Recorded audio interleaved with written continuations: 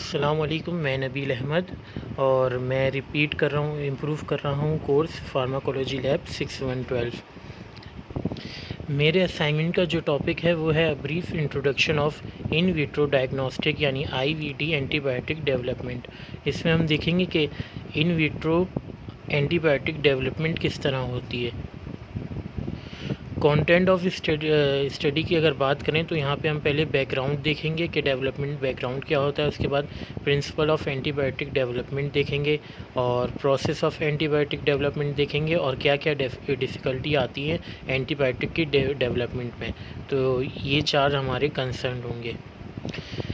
Development की background की अगर बात करें तो आईवीडी यानी इन विट्रो डायग्नोस्टिक जो है वो है diagnostic and detection of human disease in vitro by diagnostic reagent using samples such as human tissue and cells, यानी इंसानी सेल और टिश्यू को लेके उसमें से फिर हम डिज़ीज़ को डायग्नोस करें, तो ये आईवीडी का काम है।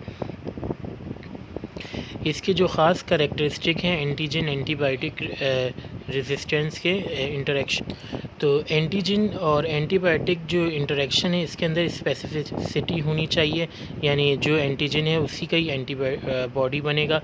इसके अलावा रिवर्सिबिलिटी होती है, यानी अगर एंटीबायोटिक ज़्यादा हो गई, एंटीजन ज़्यादा हो गया तो एंटीबायोटिक भी ज़्यादा होगी। इसी तरह प्रोपोर्शनलिटी होती है, अगर दोनों एक साथ ही बढ़ेंगे या कम होंगे। अब हम बात कर रहे हैं प्रिंसिपल ऑफ एंटीबायोटिक डेवलपमेंट की, कि एंटीबायोटिक का मेन प्रिंसिपल क्या है डेवलपमेंट होने का। तो सबसे पहले जो है एंटीजन को इंजेक्ट किया जाता है माइस के अंदर, और वो माइस जो है एक एंटीबॉडी फॉर्मिंग सेल बना देगा, यानी उस सेल के अंदर अब एंटीबॉडी बनना शुरू हो जाएगी। अच्छा, एक तो ये सेल हो गया जो नॉर्मल सेल है। इसके अलावा एक ट्यूमर सेल को इसके साथ हम फ्यूज़ करवा देते हैं, तो ये फ्यूजन के बाद ये बन जाता है हाइब्रिडोमा सेल। और हाइब्रिडोमा सेल जो है वो ट्यूमर सेल भी है और एक नॉर्मल सेल भी है जो कि एंटीबायोटिक अब बनाना शुरू कर दिया उसने एंटीबॉडी। अच्छा, अब करते क्या हैं कि इस हाइब्रिडोमा सेल जो है इसको हम प्रोडक्शन करवा देते हैं, इनकी मीडिया में डाल देते हैं और इसके बाद इसकी प्रोडक्शन होती रहती है और ये सेल इंक्रीज़ हो जाते हैं नंबर में। जब ये सेल इंक्रीज़ हो जाएंगे तो इसमें से हम एंटीबॉडी एक्सट्रैक्ट कर लेंगे। यहाँ पे उन्हीं बातों को जो है 5 स्टेप में बयान किया गया है कि पहले सबसे पहले इंजेक्ट करेंगे इम्यूनोजन इम्यूनाइज्ड माइस के अंदर। उसके बाद जब उसके अंदर बीटा सेल जो है वो एंटीबॉडी बनाना शुरू कर देगा तो उसको मायोलोमा यानी ट्यूमर सेल के साथ फ्यूज़ करके हाइब्रिडोमा बना देंगे। उसके बाद इस हाइब्रिडोमा का जो है सेल कल्चर कराएंगे, और ये जो सेल कल्चर होगा ये सिलेक्टिव कल्चर होगा, यानी इसके अंदर सिर्फ हाइब्रिडोमा सेल ही कल्चर हो पाएगा, बीटा सेल भी नहीं होगा और मायोलोमा सेल भी नहीं होगा। कल्चर होने के बाद जो है हम इसके स्क्रीनिंग करेंगे और क्लोनिंग करेंगे, यानी पॉजिटिव क्लोन को ले लेंगे। बाकी जो जितनी भी चीज़ें हैं अलग जो सेल बनेंगे उनको हम हटा देंगे। इसके बाद इन विट्रो और इन वीवो यानी दोनों तरह से कल्चर से हम लोग एंटीबायोटिक निकाल लेंगे।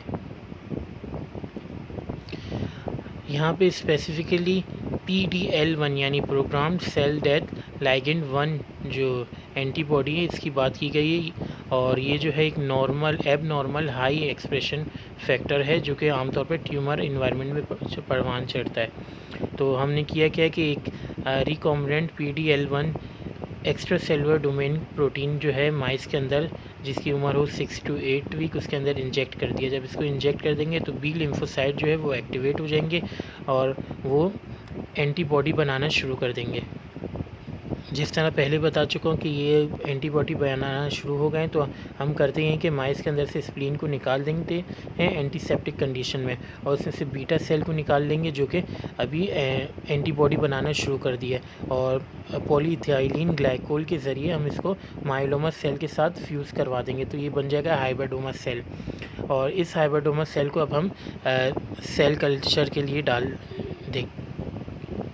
यहाँ पे एक बात गौर तलब है वो ये कि सेल कल्चर के दौरान जो है बीटा सेल जो है वो कल्चर नहीं होगा, क्योंकि यहाँ पे बीटा सेल जो होता है वो इन वीवो कंडीशन में कल्चर होता है, इन विट्रो नहीं होगा।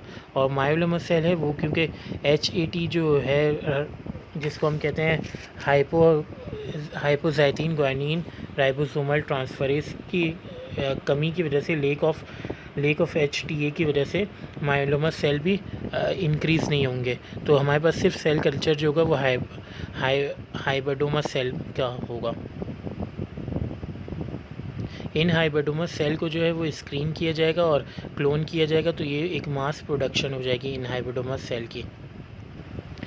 जब हाइब्रिडोमा सेल की मास प्रोडक्शन हो जाएगी, उसके बाद उसको सेंट्रीफ्यूगेशन के ज़रिए कल्चर फ्लास्क में से निकाला जाएगा। उसके जो बाकी रेसिडेंट होंगे वो उसको हटा दिए जाएंगे और एंटीबॉडीज़ को कलेक्ट कर ली जाती है। तो इस तरह से हमारे पास जो है एंटीबॉडी डेवलपमेंट हो जाएगी इन विट्रो तरीके से। अब हम बात करेंगे कि वो कौन कौन सी कॉम्प्लिकेशन है जो इस प्रोसेस में फ़ेस करनी पड़ती है। यहाँ पे 3 इस तरह की बातें हैं जिसको डिफ़िकल्टी माना जाता है एंटीबॉडी डेवलपमेंट के दौरान।